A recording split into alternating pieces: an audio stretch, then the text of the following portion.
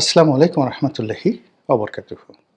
সম্মানিত দর্শক, বড় অসময় চলছে বাংলাদেশের রাজনীতিতে। আর সেই অসময়ে যে নির্মম, নিষ্ঠুর অথচ বাস্তব সমস্যাগুলো যেভাবে আলোচিত হচ্ছে, সে সকল আলোচনার ফলে সমাজে যে অস্থিরতা তৈরি হচ্ছে, যে অনিশ্চয়তা তৈরি হচ্ছে, যা কিনা এই ভূখণ্ডটিকে, এই ভূখণ্ডের মানচিত্রকে, পতাকাকে, ফসলের মাঠ, নদী-নালা, পাহাড়-পর্বতকে এবং এই ভূখণ্ডে বসবাসরত সকল প্রাণী, তার মধ্যে আশরাফুল মখলুকাত ১৮ কোটি বনি আদম যে বিপদ এবং বিপত্তির মধ্যে পড়ে গেছে। এরকম বিপদ এবং বিপত্তি মানব ইতিহাসের যে বিজ্ঞান, ভূগোল, অর্থনীতি যা কিছু লিখিত রয়েছে, সেখানে এতগুলো মানুষ, ১৮ কোটি মানুষ একই সঙ্গে বহুমুখী যে অনিশ্চয়তা এবং বিপদ বিপত্তির মধ্যে পড়ে গেছে ২০২৫ সনে, এটি অতীতে হয়েছিল কিনা আমার জানা নাই। যদি ২০১৪ থেকে আজ অবধি আওয়ামী লীগ জমানার শাসনকে আপনি কল্পনা করেন, এটি একটি অধ্যায়। আর গত ১৫ মাস ধরে যা কিছু হচ্ছে সেটি আরেকটি অধ্যায়। স্বভাব অনুযায়ী আমরা অতীতকে ভুলে যাই আর বর্তমান নিয়ে আলোচনা করি এবং আগামী ভবিষ্যৎ নিয়ে উদ্বিগ্ন থাকি।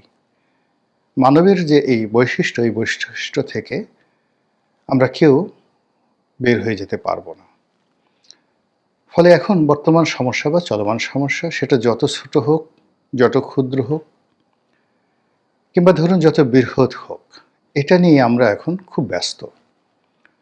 কিন্তু ১৯৭১-এ কী হয়েছিল, ৬১-তে কী হয়েছিল, ৫১-তে কী হয়েছিল, ১৯৮১-তে, ১৯৯১-তে, ২০০১-এ কিংবা ২০২১-এ কী হয়েছিল, এই কথাগুলো আমরা স্মরণ করতে চাই না।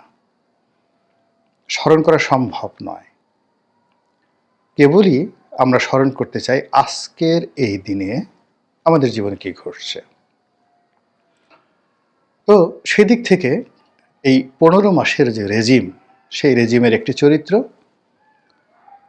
এবং আজকে আপনারা যারা ভিডিও দেখছেন সেই দিনকার বৈশিষ্ট্য, এই দুটোকে যদি আপনি একত্র করেন, তাহলে আপনি দেখতে পাবেন যে আমাদের জাতিগত বিভেদ, বিসংবাদ, অবিশ্বাস যে মাত্রায় গিয়েছে, আমাদের সোশ্যাল যে স্ট্রাকচার যেভাবে গড়ে উঠেছিল, সেই সোশ্যাল স্ট্রাকচারটি যে হুমকির মুখে পড়েছে,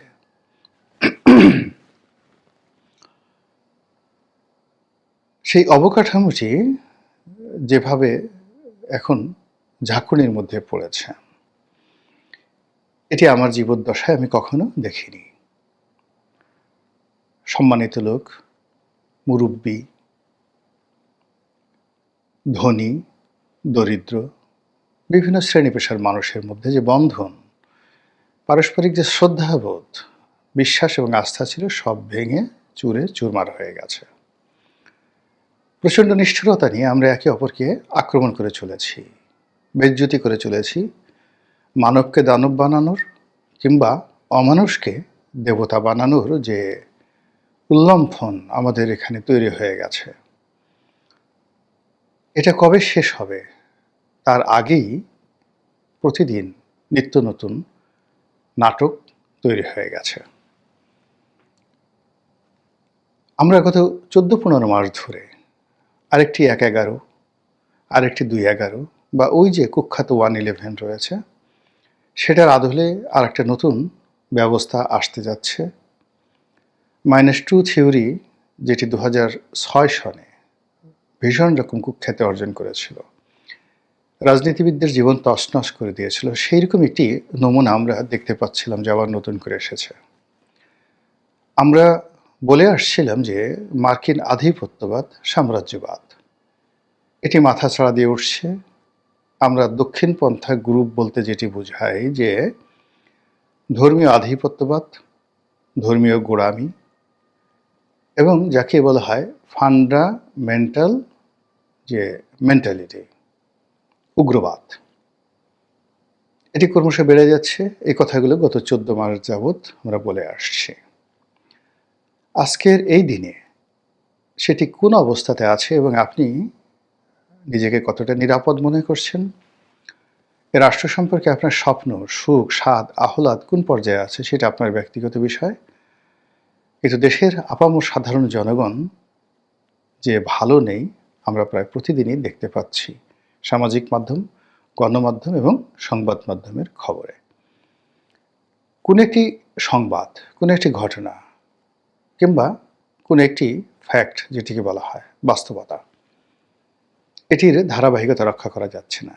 কি নির্বাচন, কি সংস্কার, কি বর্তমান ডক্টর ইউনূস সাহেবের যে সরকারের কার্যকাল, মেয়াদ, কিংবা অন্য যা কিছু রাজনীতি সংক্রান্ত, তারেক রহমান সাহেবের আগমন, খালেদা জিয়ার সুস্থতা, আওয়ামী লীগের পতন, শেখ হাসিনার বিচার, কিংবা রিফাইন্ড আওয়ামী লীগ, রাজনৈতিক ঐক্য, এনসিপির ভবিষ্যৎ, মানে যা কিছু খুব আলোচনা হচ্ছে। এর মধ্যে সামাজিক মাধ্যমের অনেক হিরোর উত্থান, অনেক হিরোর পতন, নতুন নতুন হিরোর উত্থান, নতুন নতুন হিরোর পতন। সমাজে যারা কথা বলেন, শব্দ তৈরি করেন, যে ইনফ্লুয়েন্স তৈরি করেন, সোশ্যাল ইনফ্লুয়েন্সার, গত 14 মাসে 14টি সেট পরিবর্তন হয়ে গেছে, হারিয়ে গেছে। কেউ নেই, নতুন কেউ আসছে, মানুষ আর বিশ্বাস করতে পারছে না। ঠিক তেমন একটি অবস্থাতে আবার নতুন করে আওয়ামী লীগের নাম আসছে, নতুন করে বিএনপির নাম আসছে, নতুন করে তারেক জিয়ার নাম আসছে, নতুন করে জয়ের নাম আসছে এবং নতুন করে আবার 11-র কথা আসছে এই গত কয়েকদিন ধরে। প্রসঙ্গটা শুরু করেছিলেন আওয়ামী লীগ সভানেত্রী শেখ হাসিনার পুত্র জনাব সজীব ওয়াজেদ জয় তার একটি সাক্ষাৎকারে, যেটি তিনি দিয়েছিলেন বিবিসি বাংলার সঙ্গে। নানা কথা তিনি সেখানে বলেছেন এবং সে সকল কথার মধ্যে একটি উল্লেখযোগ্য কথা ওই সময়টাতে যখন তিনি বলেছিলেন তখন সেটি গুরুত্ব পায়নি। তা ছিল এরকম: আওয়ামী লীগ এবং বিএনপি এ দুটো দলের শীর্ষ পর্যায়ের যে নেতৃত্ব, এটি পরিবর্তন করার জন্য চাপ প্রয়োগ করা হচ্ছে, চেষ্টা করা হচ্ছে, এবং তাও আবার দেশের বাইরে থেকে। তিনি স্পষ্টভাবে বলেন এটা কি ইউরোপ থেকে নাকি আমেরিকা থেকে নাকি ভারত থেকে, কিন্তু তিনি যেটি বলেছেন যে আওয়ামী লীগের নেতৃত্ব পরিবর্তনের যে চাপ আছে দেশের বাইরে থেকে, একই চাপ বিএনপির উপরও আছে।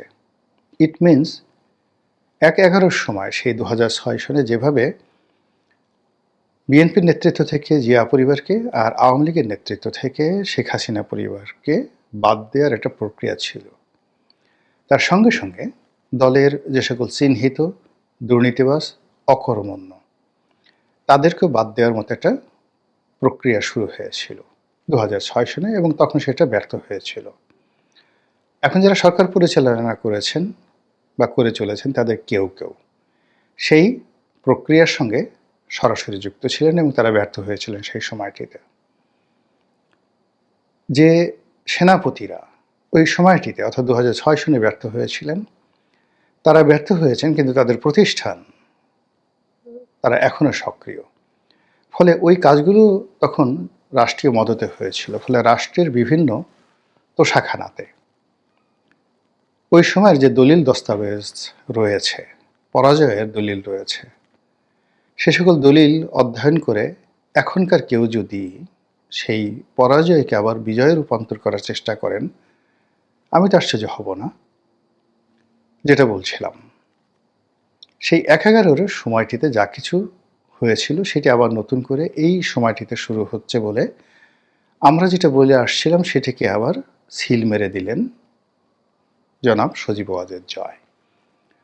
আর সজীব ওয়াজেদ জয়ের এই বক্তব্যের ধারাবাহিকতায় পরবর্তীতে প্রকৃতিতে যে ঘটনা ঘটল, বেগম জিয়া হঠাৎ করে অসুস্থ হয়ে পড়লেন।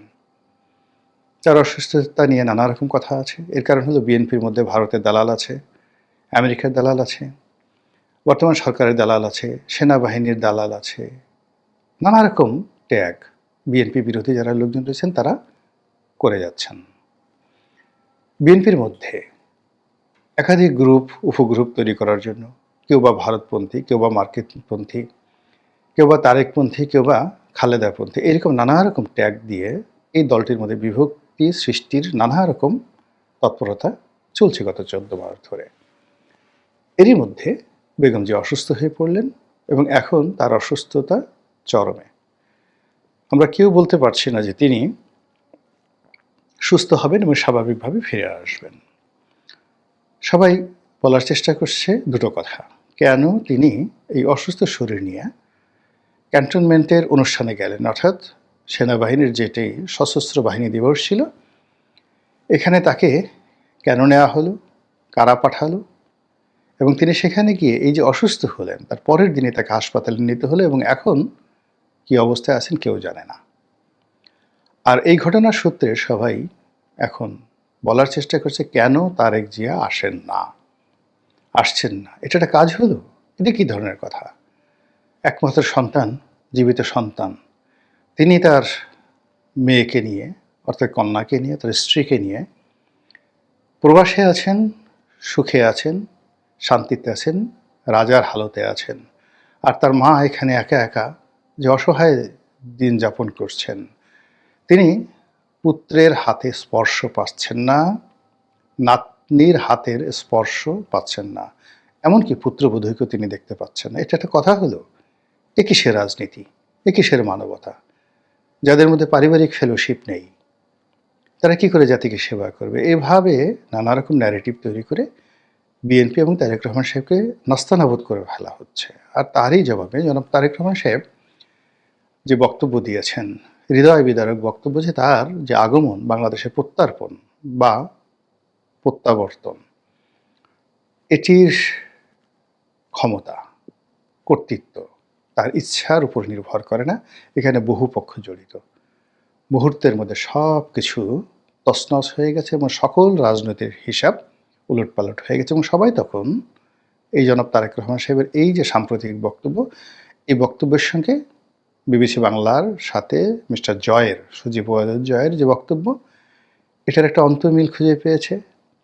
আর সেই অন্তর্মিলের সূত্রে এখন ১/১১ সময়টিতে যেভাবে বিএনপি এবং আওয়ামী লীগের সম্মিলন হয়েছিল এবং যেভাবে এরশাদ জামানাতে বাধ্য হয়ে বিএনপি এবং আওয়ামী লীগ এক টেবিলে বসেছিলেন এবং বেগম খালেদা জিয়া এবং শেখ হাসিনা পাশাপাশি বসে জাতির উদ্ধারে, জাতির কল্যাণে তারা রাজনৈতিক পরিকল্পনা গ্রহণ করতে বাধ্য হয়েছিলেন, সেরকম একটা পরিস্থিতি কি এখন অনিবার্য হয়ে পড়েছে যখন আওয়ামী লীগ এবং বিএনপি যদি একত্র না হয় এবং কাঁধে কাঁধ না মিলায়, তাহলে হয়তো এই দুটো দলই হারিয়ে যাবে।